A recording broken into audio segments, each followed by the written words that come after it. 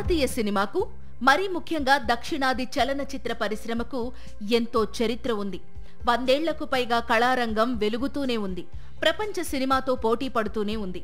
ఈ దశలో దక్షిణ భారతీయ భాషా చిత్రాల తొలి అడుగుల చరిత్రపై సీనియర్ జర్నలిస్ట్, ఉత్తమ సినీ విమర్శకుడిగా నంది అవార్డు గ్రహీత అయిన డాక్టర్ రెంటాల జయదేవ 25 ఏళ్లు శ్రమించి పరిశోధించి మరుగున పడిపోయిన భారతీయ సినిమా విశేషాలను తెలుగు సినిమా ఫస్ట్ రీల్ పేరుతో పుస్తకాన్ని తీసుకొచ్చారు. 2024 సంవత్సరానికి గాను ఉత్తమ సినీ గ్రంథంగా తెలంగాణ రాష్ట్ర ప్రభుత్వం నుంచి గద్దర్ ఫిల్మ్ అవార్డు అందుకోనున్నారు రెంటాల జయదేవ.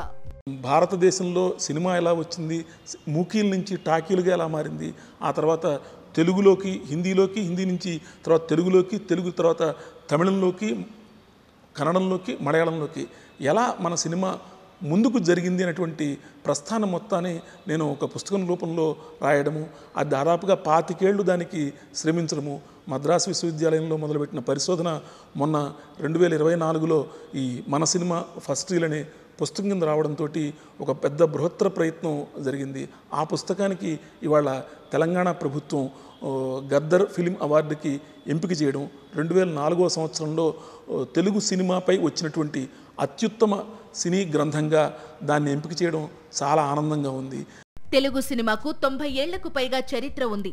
భారతీయ సినిమాకు 100 ఏళ్లకు పైగా హిస్టరీ ఉంది.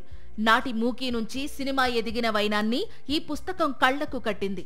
సినిమా రంగంపై రెంటాల జయదేవకు ఉన్న ప్రేమ ఫస్ట్ రీల్ పుస్తకం ప్రతిఫలించింది.